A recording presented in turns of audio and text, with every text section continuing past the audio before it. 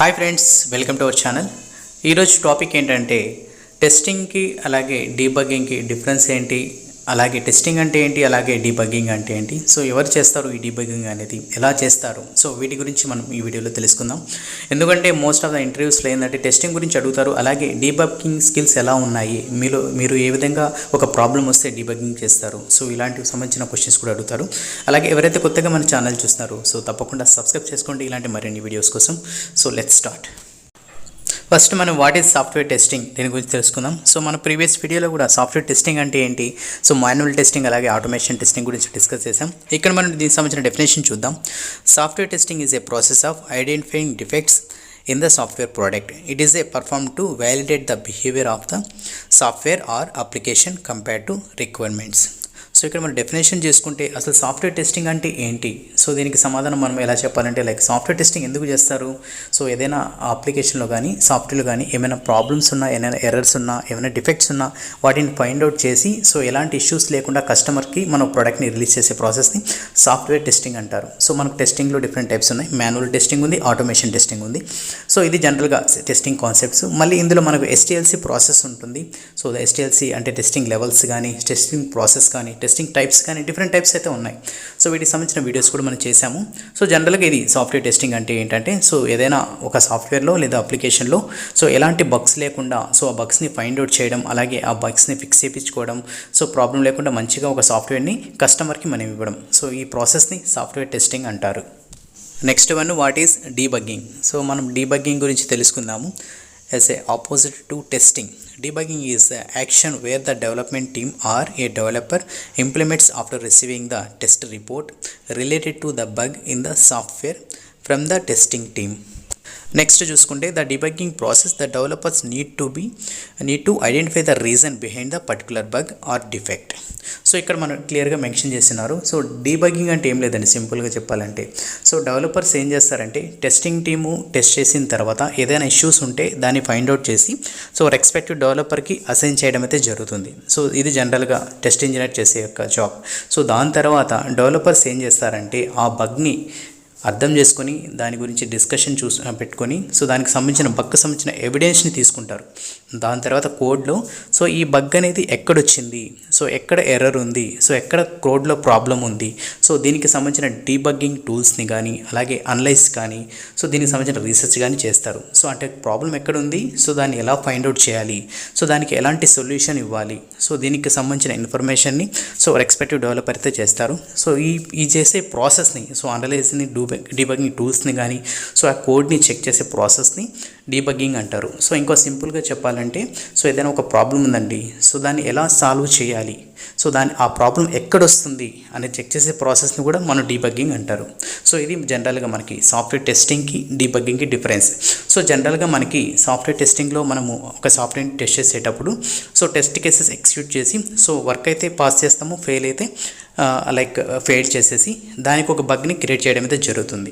So దాన్ని assign చేస్తారు కదా. సో దాని తర్వాత డెవలపర్స్ ఇలాంటి బగ్స్ అన్ని ఒక లిస్ట్లో పెట్టుకొని ఏదైతే ప్రయారిటీగా ఉందో లైక్ బ్లాకర్ ఇష్యూస్ కానీ, క్రిటికల్ ఇష్యూస్ కానీ, సో ఏవైతే హై ప్రయారిటీ ఉన్నాయో ఆ బగ్స్ని తీసుకొని ఫిక్స్ చేయడం అయితే జరుగుతుంది. సో దీనికి సంబంధించిన ఈ ముందు జరిగే ప్రాసెస్ని మనం డీబగ్గింగ్ అంటారు. సో డీబగ్గింగ్ అనేది డెవలపర్ అనే కాదు, సో టెస్ట్ ఇంజనీర్ కూడా చేయాలి. సో తన యొక్క రెస్పాన్సిబిలిటీ కూడా, ఎందుకంటే ఆ ఇష్యూ ఎక్కడొస్తుంది, ఎందుకు వస్తుంది అనేది పర్టికులర్గా ఒక లొకేషన్ కానీ ఒక ప్లేస్ కానీ చెప్పగలిగితే సో డెవలపర్ ఫిక్స్ చేయడానికి చాలా ఈజీగా ఉంటుంది. సో ఆ స్కిల్ కూడా టెస్ట్ ఇంజనీర్ అతను డెవలప్ చేసుకోవాలి. సో డీబగ్గింగ్ అంటే ఏం లేదండి, సో మీకు అప్లికేషన్లో ఎక్కడ ప్రాబ్లం ఉంది, so for example UI issues ఏమైనా ఫైండ్ అవుట్ చేశారు. సో ఇన్స్పెక్ట్ మోడ్లో చూసుకుంటే మనకు ఏదైనా ఆపరేషన్ మీరు పర్ఫామ్ చేస్తే ఆటోమేటిక్ ఐపీఐ కాల్స్ కానీ ఏదైనా ఆపరేషన్స్ కానీ ఆటోమేటిక్గా మీరు వ్యూ చూడొచ్చు. లైక్ మనకు HTML CSS వాటిల్లో మనకు కనిపిస్తూ ఉంటుంది. సో ఎలాంటి ఆపరేషన్స్ జరుగుతున్నాయి, అక్కడ ఎలాంటి ఎర్రర్స్ వస్తున్నాయి, సో ఇలాంటి ఇన్ఫర్మేషన్ మీరు తెలుసుకుంటే లైక్ ఈజీగా మీరు కూడా అనలైజ్ చేస్తారు. సో ఇక్కడ ప్రాబ్లం ఉంది, సో ఈ ప్రాబ్లం వల్ల ఇష్యూ వస్తుంది అని మీరు డైరెక్ట్గా డెవలపర్కి చెప్పొచ్చు. సో దీనివల్ల మీరు స్కిల్ అనేది డెవలప్ అవుతుంది. సో డీబగ్గింగ్ అనేది డెవలపర్కనే కాదు, సో టెస్ట్ ఇంజనీర్ కూడా చేయాలి, అలాగే నేర్చుకోవాలి డీబగ్గింగ్ ఎలా చేయాలి అని.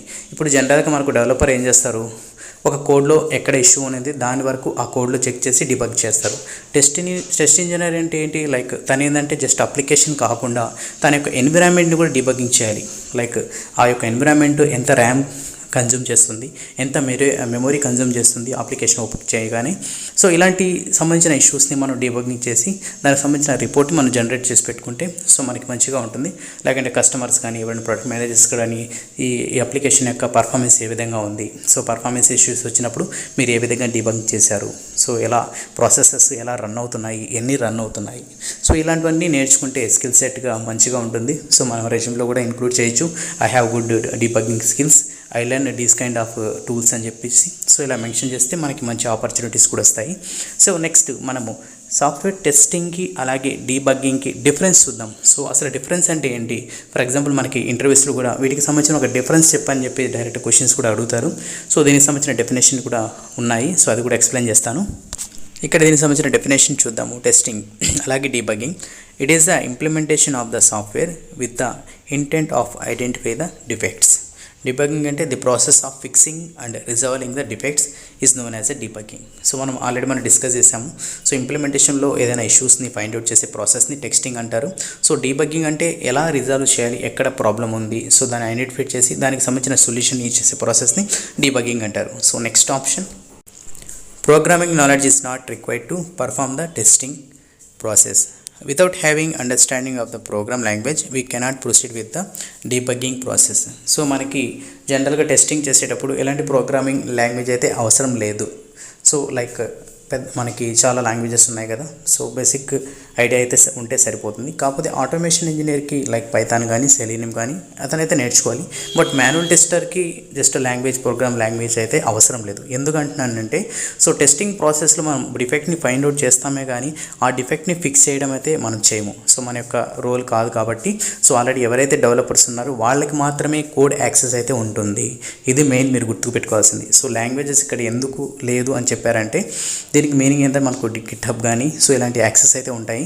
సో దాంట్లో వాళ్ళ కోడ్ సపరేట్ బ్రాంచెస్ లెవెల్లో మెయింటైన్ చేస్తూ ఉంటారు. సో ఆ బ్రాంచ్ యాక్సెస్ ఎవరికి ఉంటుందంటే సో రెస్పెక్టివ్ డెవలపర్స్కి అలాగే డెవలపర్ మేనేజర్కి సో వాళ్ళకి మాత్రమే ఉంటుంది. సో జస్ట్ మనం కావాలనుకుంటే ఆ కోడ్ జస్ట్ మనకు రీడింగ్ పర్మిషన్ మాత్రం ఇస్తారు. అంటే ఒక దగ్గర కాపీ చేసుకుని సో ఆ కోడ్ని మనం తీసుకొని నేర్చుకోవడానికి అర్థం చేసుకోవడానికి అయితే మనం చేసుకోవచ్చు ఇంటర్నల్గా. సో ఇంకా ఆటోమేషన్ పరంగా అయితే మనమే స్క్రాచ్ నుంచి మనం రాసుకుంటాం. సో మనకి దానికి సంబంధించిన ఇన్ఫర్మేషన్ గ్యాదర్ చేసుకుని సో దానికి సంబంధించిన మొత్తం ప్రాసెస్ మొత్తం కోర్ నుంచి స్టార్టింగ్ నుంచి మనం రాసుకొని సో మనం ఆటోమేషన్ని డెవలప్ చేసుకోవడం అయితే జరుగుతుంది. సో అది ఇంటర్నల్గా మనం ఒక లొకేషన్ అయితే ఇస్తారు. సో ఆ లొకేషన్లో కోడ్ని మనం డైలీ మెర్జ్ చేసుకొని రాసుకోవడం అయితే జరుగుతుంది. సో ఈ విధంగా మనకు మాన్యువల్ టెస్టర్ జస్ట్ టెస్ట్ చేసి సో దానికి సంబంధించిన ఇన్ఫర్మేషన్ని సో ఎలాంటి ఇష్యూస్ వచ్చాయి, ఎలాంటి బగ్స్ వస్తున్నాయి, సో ఏ ఏరియాలో ఏ ప్లాట్ఫామ్స్లో వస్తున్నాయి అనేది డెవలపర్స్కి అప్డేట్ చేస్తారు. సో డెవలపర్స్ ఆ కోడ్ని మొత్తం చెక్ చేసి సో ఎక్కడ ఇష్యూస్ వస్తుందో దాన్ని ఫిక్స్ చేసి మళ్ళీ ఒక కొత్త బిల్డ్ని జనరేట్ చేసి మనకి ఇస్తారు. మళ్ళీ ఆ బిల్డ్ ఇన్స్టాల్ చేసి, బిల్డ్ అంటే నథింగ్ బట్ సాఫ్ట్వేర్ అనుకోండి. సో సాఫ్ట్వేర్ ఇన్స్టాల్ చేసి మళ్ళీ మన టెస్టింగ్ అనేది మనం స్టార్ట్ చేస్తాం. సో ఈ విధంగా మనకు సాఫ్ట్వేర్ టెస్టింగ్ అనేది చేయడం అయితే జరుగుతుంది. So most of the companies like for example product based companies అనుకోండి.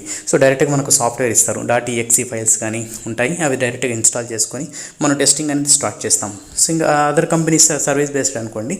సో అక్కడ ఏంటంటే మనకు అప్లికేషన్ లెవెల్లో కొన్ని ప్రాజెక్ట్స్ ఉంటాయి. జస్ట్ మనం URL యాక్సెస్ ఇస్తారు, జస్ట్ మనం URL యాక్సెస్ తీసుకోవడం, మన యూజర్ అకౌంట్తో మనం లాగిన్ అయ్యి మనం టెస్టింగ్ అనేది స్టార్ట్ చేస్తాం. సో ఈ విధంగా మనకు జనరల్గా మనకు సాఫ్ట్వేర్ టెస్టింగ్లో అప్లికేషన్ టెస్టింగ్ ఉంది, అలాగే బ్యాక్ ఎండ్ టెస్టింగ్, సో అలాగే software testing, product testing, even different types అయితే ఉంటాయి. So based on the project మీరు ఈ విధంగా వర్క్ చేయడం అయితే జరుగుతుంది. సో ఇది ఫ్రెండ్స్ ఈరోజు టాపిక్. సో ఇలాంటి మరిన్ని టాపిక్స్ కోసం మన ఛానల్ని సబ్స్క్రైబ్ చేయండి. అలాగే ఈ టాపిక్ మీకు నచ్చినట్టయితే లైక్ చేయండి. సో మీరు లైక్ చేయడం వల్ల ఇంకొంతమందికి అది ఆటోమేటిక్గా యూట్యూబ్ ప్రమోట్ చేయడం అయితే జరుగుతుంది. సో వాళ్ళు కూడా నేర్చుకుంటారు, అలాగే మాకు కూడా మంచిగా హెల్ప్ అవుతుంది. సో మీ సపోర్ట్ ఎప్పుడు ఉండాలని మనస్ఫూర్తి కోరుకుంటున్నాను. సో ఇలాంటి మరిన్ని వీడియోస్ కోసం సబ్స్క్రైబ్ చేసుకోండి, అలాగే మీ బెల్ ఐకాన్ని ఎనేబుల్ చేసుకోండి. సో అలాగే మనము ఈ ఛానల్లో ఏదైతే జాబ్ ఓపెనింగ్స్ ఉన్నాయో వాటికి సంబంధించిన ఇన్ఫర్మేషన్ కూడా అప్డేట్ చేస్తాను. అలాగే ఇంటర్వ్యూ క్వశ్చన్ ప్రాసెస్ని కూడా నేను ఆల్రెడీ స్టార్ట్ చేశాను. So every weekend every Saturday నేనైతే ఒక వీడియో అయితే అప్లోడ్ చేస్తాను. సో ఏదైతే ఇంటర్వ్యూ క్వశ్చన్స్ అడుగుతారు సో అలాగే దానికి సంబంధించిన ఆన్సర్స్ని కూడా నేను క్లియర్గా ఎక్స్ప్లెయిన్ అయితే చేస్తాను. సో దీంతోపాటు మనం మాన్యువల్ టెస్టింగ్ సంబంధించిన వీడియోస్ అయితే అప్లోడ్ చేస్తూ ఉంటాను. సో ఇదంతా కంప్లీట్ అయిపోయిన తర్వాత నెక్స్ట్ మనం పైథాన్కి సంబంధించిన ఆటోమేషన్ సంబంధించిన ఒక కోర్స్ని స్టార్ట్ చేస్తాను. ఇదంతా ఫ్రీ అండి, ఎలాంటి లైక్ సపరేట్గా సబ్స్క్రిప్షన్ అని సో ఇలాంటి ప్రాసెస్ అయితే ఏమి ఉండదు. జస్ట్ నేను నా లెర్నింగ్కి అలాగే నా నాలెడ్జ్ మీ అందరికీ షేర్ చేస్తే సో మీరు కూడా మంచిగా నేర్చుకుంటారని, నాతో పాటు నా కొలీగ్స్ కూడా నేర్చుకుంటారు. సో దీంతో పాటు మీకు కూడా షేర్ చేస్తున్నాను. సో అందరూ మంచిగా నేర్చుకుంటే లైక్ మంచి ఆపర్చునిటీస్ అయితే ప్రజెంట్ ఉన్నాయి మార్కెట్లో. సో సెలీనియం కానీ, పైథాన్ కానీ, ఆటోమేషన్ కానీ సో రావచ్చు. సో వీటికి సంబంధించిన ఆపర్చునిటీస్ ఇంకా 1 or 2 monthsలో అయితే మ్యాక్సిమం స్టార్ట్ అవుతాయి. సో ఆల్రెడీ ఇప్పుడు మనకి బడ్జెట్ ఉంటుంది కదా, సో బడ్జెట్ అలొకేషన్ కానీ, హైక్స్ కానీ ఈ ప్రాసెస్ అనేది రన్ అవుతుంది ఇంటర్నల్గా. సో ఎంత కంప్లీట్ అయిపోయిన తర్వాత బడ్జెట్ని బట్టి ఒక్కొక్క కంపెనీ దానికి ఎలాంటి ప్రాజెక్ట్స్ వస్తున్నాయి, సో ఎంతమంది ఇంజనీర్స్ కావాలి, ఎలాంటి స్కిల్ సెట్ కావాలి, సో దానికి సంబంధించిన మనకి బ్యాక్ ఎండ్ ఆల్రెడీ ప్రాసెస్ అనేది స్టార్ట్ అయి ఉంటుంది. కాకపోతే మనకి ప్రజెంట్ మార్కెట్లో సెలీనియం కానీ, అలాగే పైథాన్ కానీ, ఆటోమేషన్ స్క్రిప్ట్స్కి ఎవరైతే నేర్చుకున్నారో వాటికి సంబంధించి, అలాగే Windows, Linux basic knowledge, so అలాగే డిఫరెంట్ మనకి టెక్నాలజీస్ ఉన్నాయి. క్లౌడ్ టెక్నాలజీస్ కూడా మంచిగా నేర్చుకున్నా కూడా మంచి ఆపర్చునిటీస్ అయితే ఉన్నాయి. దీంతోపాటు మాన్యువల్ టెస్టింగ్ కూడా మంచిగా నేర్చుకోండి. సో దానికి సంబంధించిన ఆపర్చునిటీస్ ఉంటాయి. సో కంపల్సరీగా అయితే గుర్తుపెట్టుకోండి. సో డెవలపర్ అనేది ఒక సాఫ్ట్వేర్ కంపెనీకి డెవలపర్స్ ఎంత ఇంపార్టెంటో, సో ఆ ప్రోడక్ట్ మంచి క్వాలిటీతో రిలీజ్ అవ్వాలంటే ఒక టెస్ట్ ఇంజనీర్ కూడా కంపల్సరీ కావాలి. సో దానికి సంబంధించి సో కంపల్సరీగా ఆటోమేషన్కి, మాన్యువల్కి కంపల్సరీగా ఆపర్చునిటీస్ అయితే ఉంటాయి. సో దీంట్లో ఎలాంటి బాధపడాల్సిన అవసరం లేదు. సో ప్రజెంట్ మేము కూడా వర్క్ చేస్తున్నాము. సో మాన్యువల్గా కానీ, ఆటోమేషన్ కానీ ఆపర్చునిటీ వస్తే మేము కూడా వర్క్ చేస్తూ ఉంటాము. సో ఇది ఫ్రెండ్స్ ఈరోజు టాపిక్. సో మరిన్ని వీడియోస్తో నెక్స్ట్ టాపిక్లో మళ్ళీ కలుద్దాం. అంతవరకు keep smiling, have a nice day.